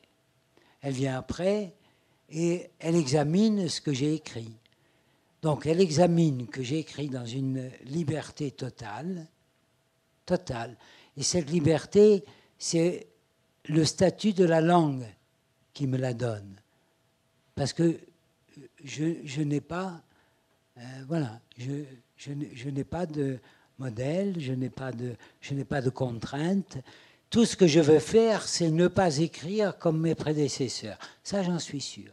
Au moment où j'écris pour la première fois un texte, tout en appréciant ce que j'ai lu, tout en m'en étant nourri pendant des années, car j'ai découvert cette littérature écrite tard, j'ai à un moment donné ressenti le besoin d'écrire en prose, alors que j'écrivais en poésie depuis longtemps, mais sans savoir que j'écrivais de la poésie. Je ne sais pas si vous pouvez concevoir ça. Pardon ? Voilà, le Jourdain de la langue corse. J'écrivais en langue corse, mais je n'avais pas conscience d'écrire. Pourquoi ? Parce que j'avais commencé à écrire pour mes élèves. Et il y en a certains ici qui ont eu le pensum d'être mes élèves. Voilà, le privilège, disait-il par courtoisie, d'être mes élèves. J'avais le sentiment que ce que me donnait la littérature corse était un peu vieillot, vénérable, mais vieillot. Alors, j'ai commencé à écrire des choses, mais tard, à plus de 20 ans. Quand on écrit à plus de 20 ans, c'est qu'on est un mauvais écrivain quand on commence à écrire comme ça. Mais oui, mais autrement, il faut écrire comme Rimbaud ou d'autres. Voilà. Et j'avais envie d'écrire en prose, et j'ai encore envie, pour moi, écrire, c'est écrire en prose. Je ne sais pas si je m'explique, si je réponds à votre question, c'est écrire en prose. Et cette écriture en prose, je la trouve en langue corse. Pourquoi ? Parce que la langue corse est une langue rétive. Et je peine à écrire ce que j'écris. Je rencontre de la difficulté. Je ne vais pas, la plume ne court pas, sauf à de certains moments bien précis. Et donc, je me collecte avec cette langue qui résiste. Et ça, c'est un plaisir infini. Donc, écrire, c'est du plaisir. Ce n'est pas du tout l'acte militant, etc. C'est le plaisir. C'est le plaisir de se bâtir un imaginaire. Voilà. Alors, le modernisme, parce qu'il ne faut pas l'oublier, je crois qu'il n'est pas représenté par mon écriture. Il y a des gens qui sont beaucoup plus modernes ou beaucoup plus modernistes que moi. Je pense par exemple à ceux qui m'apparaissent comme une école et qui ne se revendiquent pas comme une école. Je pense par exemple à Jean-Yves Acquaviva, à Marco Biancarini, à Jérôme Ferrari, à qui encore, à Pierre-Joseph Ferrari, à Marcelo Jurek. Il me semble qu'il y a là vraiment, Gilles Zerlin, il y a un groupe. Il y a un groupe, mais vous verrez qu'il ne se revendique pas comme groupe. Alors je me demande si ce n'est pas là-dessus qu'il faut réfléchir, sur ces différentes étapes où l'on voit, si vous voulez, une affirmation littéraire s'élaborer progressivement, à la fois par adhésion et par, en quelque sorte, distanciation. Ce qui est au fond l'histoire, me semble-t-il, l'histoire habituelle des différents mouvements littéraires, des différentes générations littéraires. Pardon d'être un peu long, mais je vous remercie. En tout cas, c'est une question extrêmement importante. On va laisser répondre Dominique, puisqu'elle a été sollicitée aussi. C'est bien d'avoir posé une question sur la littérature, mais et tu coudo, hein, Diago Moudier, bolta la lingua. Hein. Oui, on comprend bien le cheminement, bien entendu. Mais en même temps, pour ce qui est de la poésie, mais moi, je suis lectrice, hein, et c'est vrai qu'il y a des choix esthétiques forcément dans Bonanno, hein, sinon ce ne serait pas un objet de valorisation si on y mettait tout. Je rappelais à Diago Mouvouzine ce que j'avais lu il y a quelques années dans ses écrits, quand il parlait de la poésie et qu'il disait que la force de la poésie, c'est sa force d'exploration, c'est-à-dire qu'à un moment donné, ça ouvre les virtualités d'une langue à dire le monde.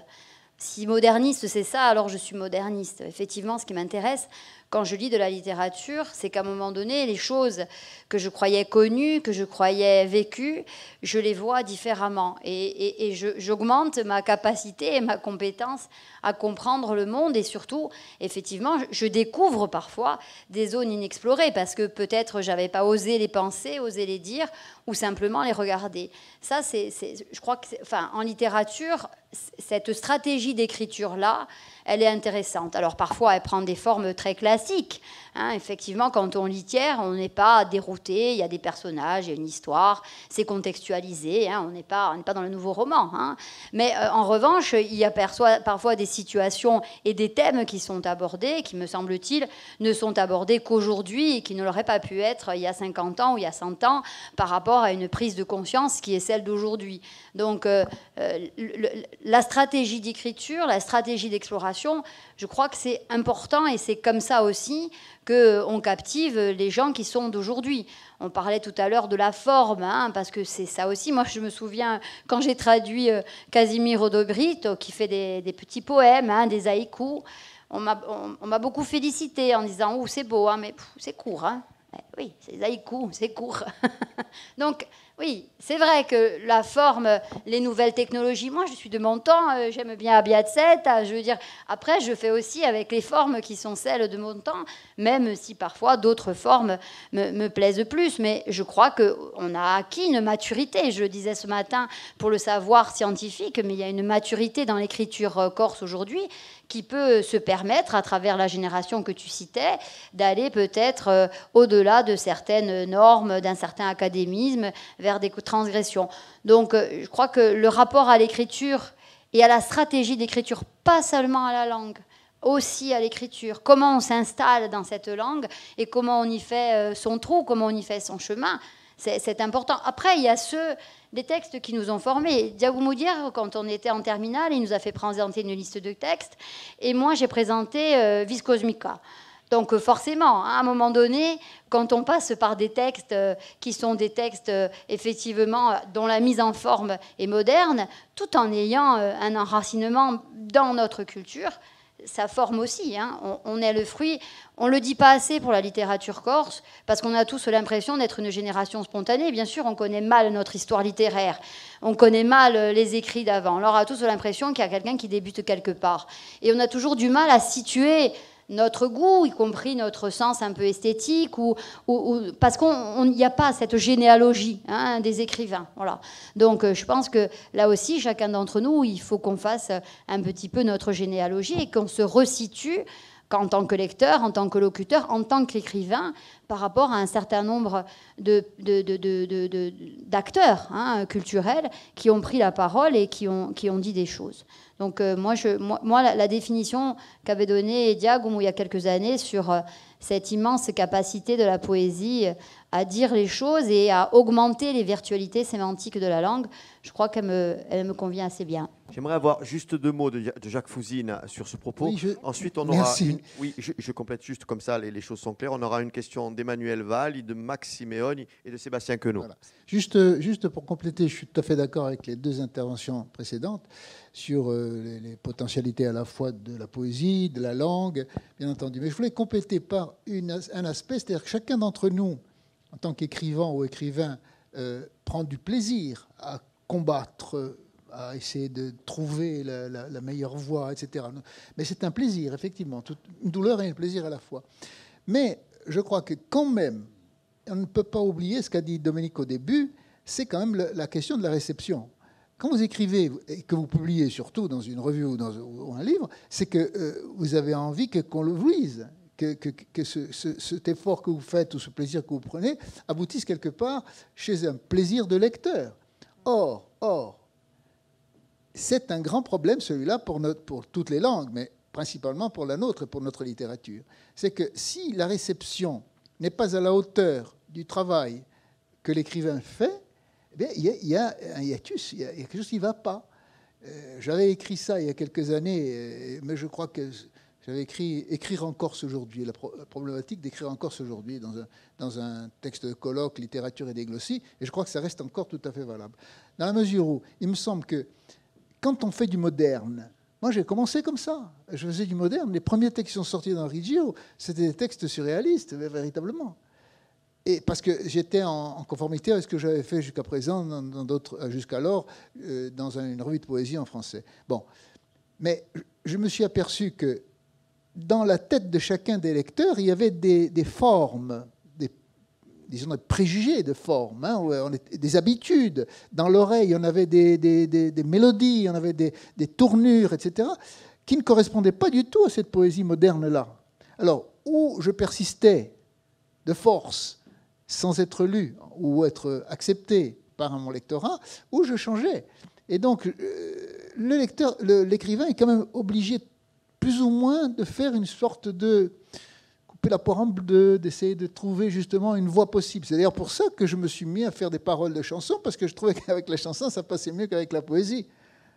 Eh bien, et effectivement, ça passe mieux. Aidé par la voix et par la musique, ça passe beaucoup mieux.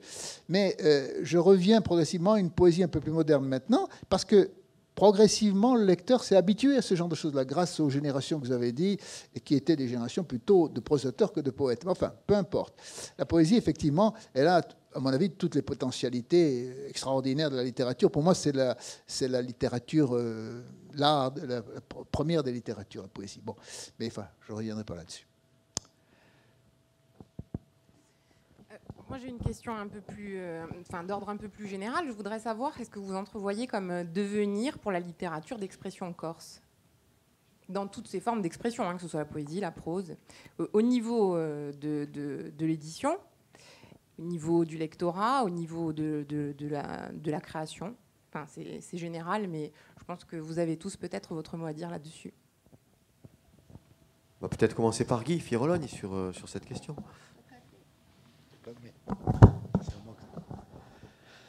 C'est à moi que ça touche. Mais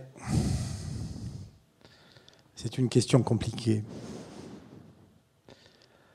J'en serais tenté de vous répondre. Moi, je me sens un peu dans la peau de Sisyphe. Je suis condamné à faire rouler le rocher, tout simplement parce qu'il en va de l'essence même de ce que nous faisons.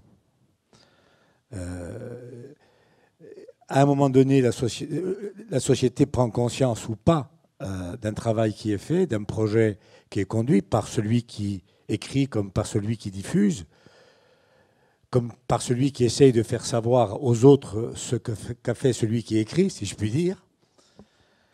Et dans cette démarche-là, comment dirais-je, une question excessivement difficile pour moi. parce que fondamentalement, je ne me la pose pas. J'essaie de participer à la création d'un environnement, et d'ailleurs des événements comme celui-ci y participent fortement. La création de la médiathèque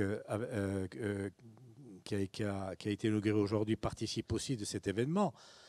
Mais je crois que tant que la société tout entière ne s'emparera pas de ce que disait Jacques à l'instant, quand il parlait de la représentation de la poésie, hein, il y a Uzuikyu. Hein, c'est ce que l'ensemble des écrivains de ce pays produisent. Et on a une énorme chance, c'est que ce pays a envie de se dire, ce pays a envie de créer. C'est remarquable ce qui se fait ici. Pour avoir quelques fréquentations au niveau du syndicat de l'édition, nous sommes probablement une des régions de France, pour nous, puisque nous sommes toujours en France, paraît-il, où le niveau de production est aussi important, par rapport, ramené bien entendu à la population. Donc il est clair qu'on est dans un pays où il y a cette magie extraordinaire qui fait que on a envie de se dire, on a envie de parler, on a envie de s'exprimer à travers de la création. Pour moi, c'est une chance inouïe. Je disais tout à l'heure ce que je regrettais beaucoup, c'est que la conscience collective n'a pas encore perçu cela, ou du moins a perdu cette sensation en cours de route. J'ai cité tout à l'heure le cas des Étédiapés et de Jacques Fouzil, mais moi, là, encore une fois, à ma place, j'ai profondément ressenti cela. Vous savez, pour moi, il n'y a rien de pire que lorsque j'envoie aux médias, pour donner un exemple, j'envoie un livre en langue corse aux médias, à tous les médias, tous, sans exception. Il y a un service de presse qui part systématiquement. Ça m'est insupportable. Je vous cache, par moments, ça atteint des niveaux vraiment insupportables. Que ces intermédiaires-là vont vous chroniquer un livre 4 mois après, 5 mois après, 6 mois après, ne mesurant pas le côté précieux que représente ce travail. Mais par moments, je me dis, et c'est dans des moments terribles de pessimisme, je me dis, mais c'est de la confiture au cochon. Mais qui est cette perte, alors qu'à un moment donné, le travail comment dirais-je, le travail de médiatisation de ce que représente l'action de l'écrivain était quelque chose qui nous tenait particulièrement à cœur. Et ça traversait la société. Il y avait cette espèce de sentiment et de ce mouvement. Moi, ma crainte, elle est là. Cela étant, moi, j'analyse les choses comme un moment, à charge pour nous de faire en sorte que les choses évoluent. Et de ce point de vue, pour ma part, je n'ai pas du tout l'intention de baisser les bras, bien au contraire. Moi, j'ai encore plus envie de faire, encore plus envie de produire. Et le travail que nous faisons avec Jacques Thiers dans l'association de soutien du CCU, à travers les différentes publications que nous avons faites depuis quelques années maintenant, s'inscrit parfaitement dans ce projet-là. Mais nous avons la volonté, l'espoir de faire bouger les lignes de ce point de vue. Mais lorsque les gens s'empareront véritablement de ce travail-là, ben on aura gagné. Et je serais tenté de dire que la société tout entière aura gagné. Comment dirais-je, c'est un facteur très structurant, vous savez, la production littéraire pour une société. Et je crois que, pour ma part, j'espère que ce cheminement s'installera. À charge pour nous de faire le nécessaire. Max, tu me pardonnes 2 secondes parce que Sébastien Queneau voulait poser une question filée, mais je te redonne la parole tout de suite. Merci. Donc c'est pour un peu dans le même esprit. Je crois qu'au mois de septembre, enfin c'est au mois d'août, il y a eu un événement littéraire dont on n'a pas parlé jusqu'à présent qui intéresse la question de la réception, puisque la réception, je crois qu'elle vient après en écho à la création. C'est lorsque Marc Biancaril a publié un ouvrage en langue française, directement en langue française. C'est pareil. Donc c'est un ouvrage en langue française, et donc vous, lorsque quelqu'un, alors qu'il n'est peut-être pas de votre mouvance littéraire, mais quelqu'un qui est plus ou moins de votre génération, lorsqu'Angelo Rinaldi entre à l'Académie française, vous n'avez pas pour autant changé de langue d'expression. Là, quelqu'un qui fait partie de sa mouvance littéraire, Jérôme Ferrard, il obtient le prix Goncourt, quelques années plus tard, il change de langue d'expression.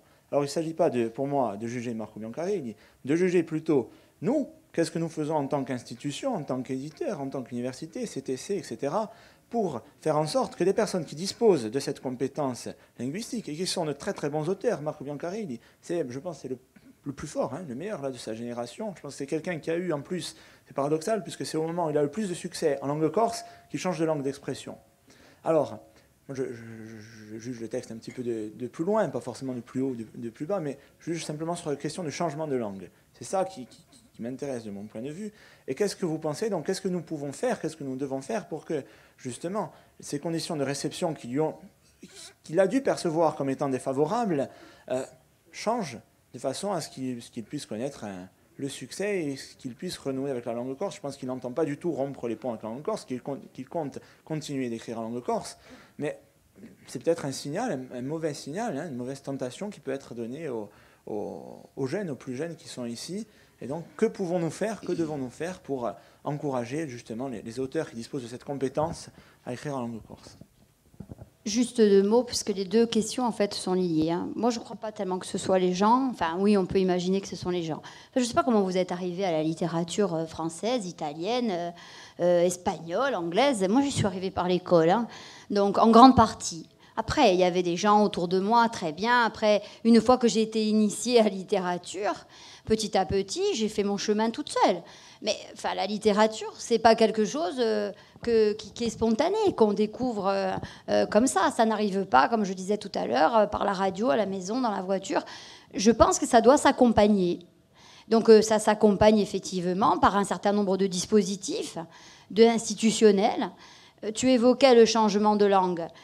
Lorsqu'on en a discuté largement, je dirais, lors des réunions du concilio, à un moment donné, le but du jeu, c'est aussi peut-être pour les gens qui écrivent en corse, non pas de changer de langue. Moi, l'écrivain peut avoir envie de s'essayer à telle ou telle langue, le français, l'espagnol, l'anglais, pourquoi pas. Après, il faut bien analyser la question de l'écrivain qui, lorsqu'il passe au français, ou inversement, se met à l'épreuve de la diglossie.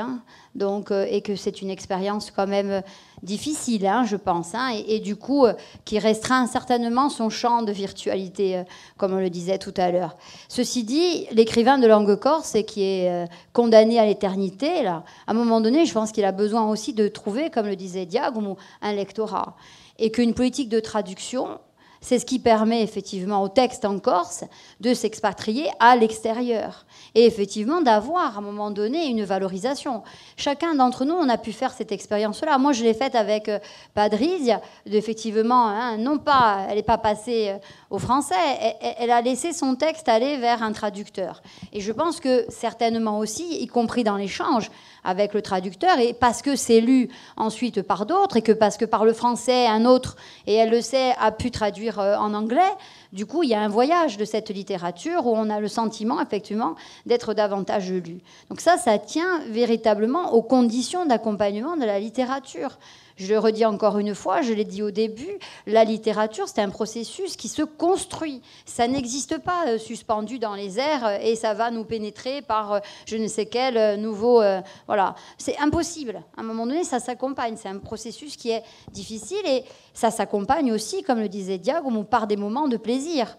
On le voit dans les écoles, dans les intervenants. Pour un intervenant qui vient lire une histoire dans une salle de bibliothèque par terre avec les enfants, pour un intervenant en Corse, il y a 4 intervenants en français. C'est de la littérature quand même, parce qu'à un moment donné, il y a une complicité entre les littératures aussi, cette façon de voir le monde. Mais si on veut que ce soit en langue corse, il faut augmenter cette capacité-là. Je ne crois pas qu'on puisse, et c'est tant mieux, parce que c'est vraiment aussi la spécificité de la littérature. On n'y vient pas aussi facilement qu'une autre forme, effectivement, d'écriture. Donc, pour moi, ça s'accompagne avec une vraie politique de diffusion.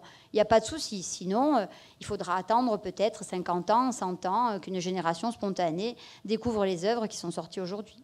Merci pour le contrepoint. Mais juste un complément avec Jacques Thiers, concis si possible, comme ça, on donne encore la parole. On s'est donné à peu près 2 heures, donc on a encore un petit moment. Oui, alors je vais essayer de répondre à la nécessité de la concision, bien que chaque fois que vous prenez la parole, on a envie de vous répondre longuement, parce que ça nous intéresse. Bon, alors un exemple d'abord, très concret, je réponds par la bande. J'ai écrit à Fontana Alte, et puis mon éditeur m'a dit maintenant il faudrait le publier en français. Alors j'ai demandé à Hélène Bonneran de le traduire, et puis Hélène a eu la malencontreuse idée de tomber malade, de ne pas être disponible. Et moi, je voulais que ça soit fait pour répondre, parce que c'est pas tous les jours que Guy Verheulen vous demande de publier rapidement un livre. Il faut pas sauter sur l'occasion. Alors donc, je me suis empressé de le traduire moi-même. J'étais ravi. Et puis, quand j'ai vu le livre publié, je l'ai lu et je ne l'ai pas reconnu. Je vous jure, je ne l'ai pas reconnu. Parce que, voilà, c'est se mettre à l'épreuve de l'autre langue. Et moi, j'ai découvert un livre qui est peut-être bien écrit, mais qui est le livre d'un prof de français, qui n'est pas le livre d'un écrivain. Voilà, il n'y a pas le style, c'est pas le même imaginaire. Alors certains y verront peut-être une marque de la diglossie, je ne sais pas, voire de la schizophrénie, hein, allons-y. Hein. Bon, mais en tout cas, je ne l'ai pas reconnu. Voilà, donc je me suis promis que je ne recommencerai jamais plus. En revanche, j'ai écrit un livre en français, Les Potirons, l'inspecteur et le Géco, qui est autre chose, qui m'a ravi complètement, et qui est un montage narratif fait avec des documents d'archives parce que ce que j'avais découvert en étudiant les archives nationales et départementales sur l'instruction publique m'avait horrifié en même temps que ravi. J'avais besoin de le dire. Et j'ai fait un montage narratif qui me plaît. Alors, est-ce qu'il faut voir des distinctions? En tout cas, moi, concernant l'ouvrage que tu indiques et l'aventure de Marco, moi, ce que je peux dire, c'est que quand j'ai lu Orphelin de Dieu, je ne l'ai pas dissocié par la langue. Je ne l'ai pas dissocié par la langue. Pour moi, il a pris place dans un imaginaire corse. Et j'ai essayé, je n'ai pas encore réussi, j'ai essayé de m'interroger sur la place qu'il tient dans la créativité corse. Et je l'interroge en même temps que Ostrizorma de Guy Benigne. C'est curieux, hein, mais pour moi, il y a des ressemblances. En même temps que Cent'anno Gentimesi et Fintanto che l'erba crescerà. Pour moi, il y a 4 livres là qui, comme on dit aujourd'hui dans les jeux télévisés, me parlent. Alors, ils me parlent, j'ai envie de les comparer. J'y vois un imaginaire corse. Je ne sais pas si je réponds certainement pas à ta question, mais je pense qu'on ne peut pas y répondre en termes de langue stricto sensu. Tu as évoqué Angelo Rinaldi. Angelo Rinaldi, eh bien, c'est pas si simple, hein. C'est pas si simple que ça. Il a pas. Est-ce qu'il a choisi? Oui, oui et non. Oui et non. Je crois que les choix ne sont jamais complètement marqués. Il faut voir les gens aller à l'épreuve de la longue durée dans l'acte d'écriture et d'édition. Maintenant, ce que je voudrais dire, je m'arrêterai là. Je voudrais dire qu'il nous manque dans la littérature corse, pour qu'il y ait littérature corse, il me semble qu'il nous manque un créneau, parce qu'on croit que nous avons toute la chaîne de l'édition, parce que les livres sont commentés avec plus ou moins de retard, mais ils sont commentés. Mais ils sont souvent mal commentés. C'est-à-dire qu'on n'a jamais l'étape intermédiaire, c'est-à-dire celui du commentaire, du texte documentaire, de la fiche de lecture. Est-ce que vous connaissez beaucoup de fiches de lecture des livres en langue corse? Moi, je n'en connais pas. Je connais des humeurs, je connais des quatrièmes de couverture qui ressemblent. Je ne connais pas de fiches systématiques de lecture. Et c'est, me semble-t-il, ce qui nous manque et ce qui nous permettrait d'aller vers, en quelque sorte, une littérature accomplie. Voilà, Alain. Oui. Je ne devais pas prendre la parole, mais je n'ai pas pu résister quand même, après tout ce que j'ai entendu. Une littérature n'existe que parce qu'il y a une langue. Il ne peut pas y avoir de littérature sans langue. Alors, le problème qui a été posé au départ, à savoir l'avenir de la langue, est quand même au centre, est quand même un préalable, je dirais, à tout. Est-ce que cet avenir est assuré? Est-il certain? Est-il en danger? Si on regarde la chronologie rapide, jusqu'après la dernière guerre,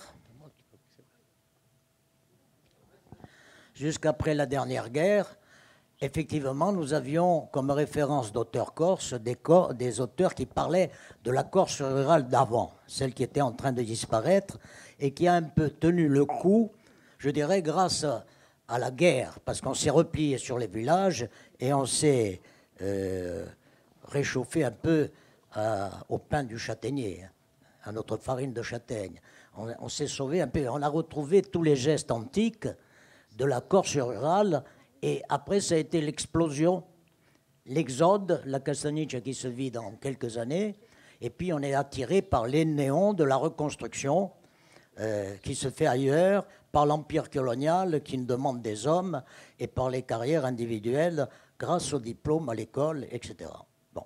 Et là, il y a un hiatus. Et puis, il y a le réacuiste. Le réacuiste, c'est les chansons, c'est le chœur qui parle, c'est une jeunesse engagée, politique d'ailleurs au départ, et qui aujourd'hui, la chanson corse est diversifiée, elle touche tous les domaines, d'ailleurs, elle fait des syncrétismes avec d'autres chansons, d'autres modèles, et tout est à l'essai, depuis la polyphonie traditionnelle jusqu'au reste. Donc, il y a actuellement, il y a eu le réacuiste, et maintenant vous avez l'explosion des écrivains, depuis quelques années. Ils sont nombreux, ils écrivent, ils ont du talent. Bon, le problème du lectorat est quand même lié à celui de la langue.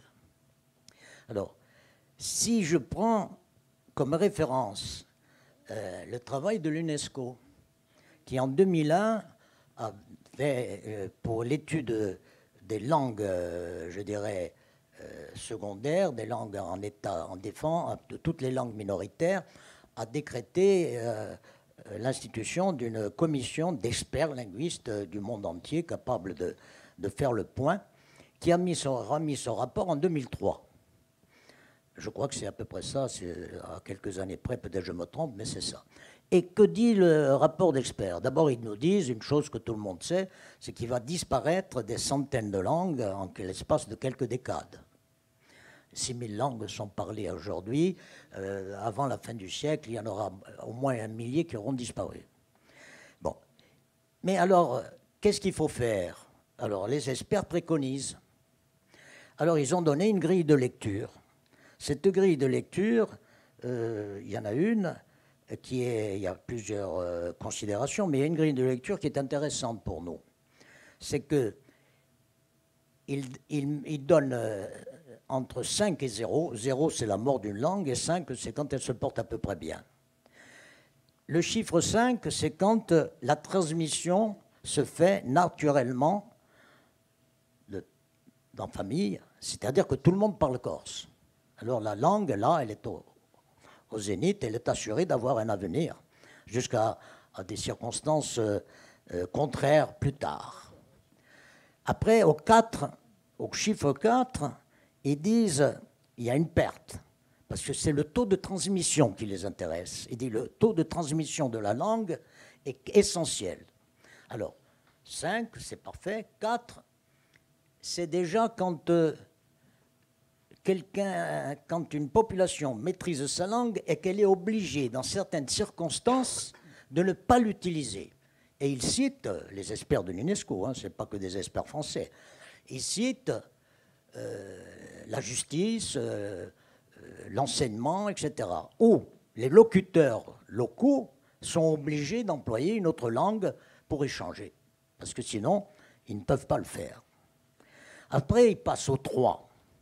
Le coefficient 3 est donné pour des personnes où seuls les gens adultes en âge d'avoir des enfants sont capables de parler corse entre eux. C'est déjà la moitié de l'échelle par rapport à l'handicap final, je dirais. Après, le coefficient 2, je crois que ce n'est que quand les grands-parents parlent. Et après, on descend à 0, c'est-à-dire la mort d'une langue. Alors, où nous situons-nous dans le taux de transmission de la langue? Parce que le paradoxe est là. Nous avions une langue populaire avec peu d'écrivains dans la période moderne, c'est-à-dire jusqu'à l'après-guerre, et nous avons beaucoup d'écrivains de talent dans une période où on n'est pas sûr que la transmission de la langue s'effectue, malgré l'école, malgré tout le travail qui a été fait par les culturels, par les associatifs. Alors, est-ce qu'il n'y a pas un paradoxe apparent? Mais la question est là. Quel est l'avenir de la langue et le taux de transmission? Hans, peut-être sur ce préalable entre langue, littérature et puis même sur cette échelle de vie, les conditions de vie. Peut-être que tu peux nous présenter quelque chose qui a l'expérience du comparatisme. Oui. Alors donc, j'avoue franchement que ce n'est pas la première fois que je participe à une table ronde similaire. Et bien sûr, ce n'est pas la fois non plus que j'entends des voix très sceptiques en ce qui concerne l'avenir d'une petite langue telle que le corse. Enfin, je connais très bien les statistiques de l'UNESCO, je connais bien également les échelles qui sont présentées, mais je connais également des voix qui préconisent la mort de certaines petites langues qui remontent à il y a 2 siècles, 3 siècles en arrière. Et un de mes voeux n'a jamais été rempli durant ma carrière universitaire, c'est de trouver un étudiant qui fasse la synthèse de toutes ces préconisations de mort de différentes langues, au moins européennes. Je ne parle pas des langues qui se parlent en Amérique du Sud, dans le grand bassin de l'Amazone ou autre part, mais uniquement de ce qui se passe ici. Ce qui manque, par exemple, sur cette liste de l'UNESCO, c'est l'esprit d'identité et c'est cette charge, comment dirais-je, humaine qui est difficilement chiffrable et qui très souvent joue dans la survie d'une langue, tant dans le présent que dans le passé. Je peux le constater à plusieurs reprises dans différentes interviews personnelles avec soit des jeunes, soit des personnes plus âgées, que cela a une force qui sous-tend en quelque sorte l'activité langagière des gens et qui apparemment semble pouvoir se renouveler d'une façon, comment dirais-je, très souvent ni prédictible, ni facilement analysable.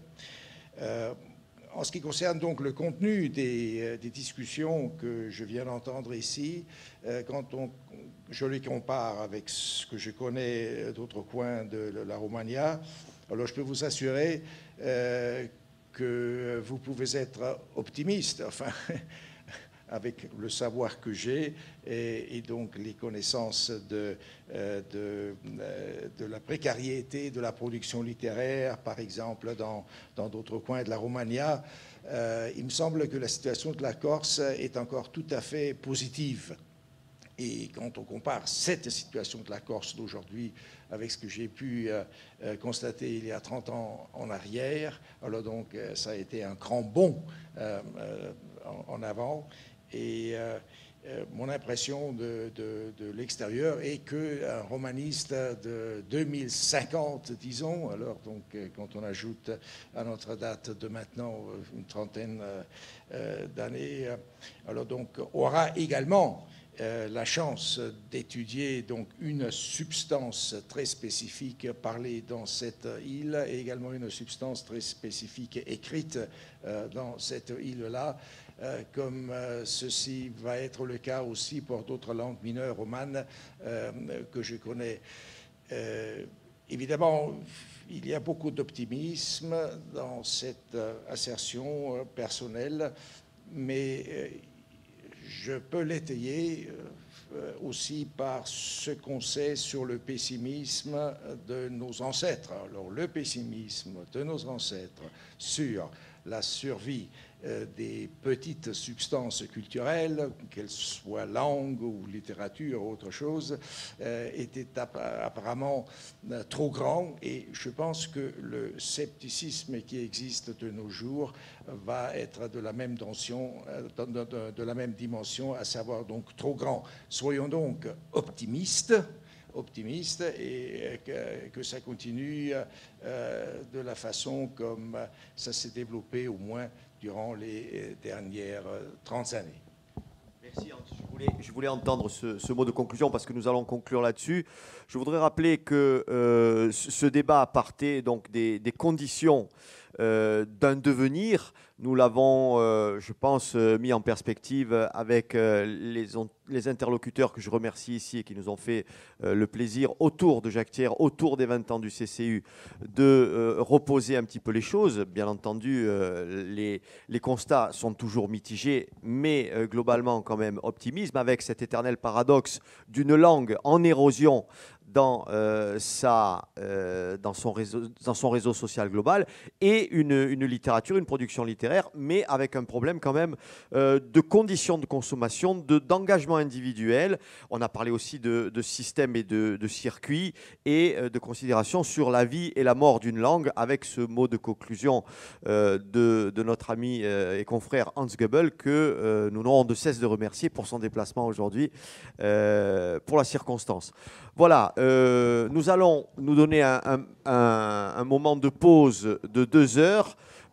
Pas tout à fait, puisque vous êtes tous conviés à un apéritif dînatoire qui est en place à partir de 18h. Il est déjà en place. Bon, alors on peut se donner 2 heures de pause, puisque l'apéritif est déjà en place là. Nous reprendrons dans cette même salle un moment festif, avec un moment festif, autour de l'œuvre de Jacques Thiers, pas autour de Jacques Thiers, autour de l'œuvre de Jacques Thiers. J'insiste, s'il veut rester, il est le bienvenu, mais nous, on va quand même le faire. Hein. Donc voilà, nous, on a prévu de faire un petit moment comme ça. Il y aura, avec des amis, des lectures, des extraits de théâtre et, bien entendu, quelques chansons pour... Pardon ? Non, on ne donne pas les contenus et les surprises qu'il peut y avoir dans cette soirée. Donc, bien entendu, nous vous attendons dans cette même salle à partir de 20h, après un apéritif que nous avons tous mérité. Merci beaucoup à nos interlocuteurs et longa vita alla lingua et à literatura.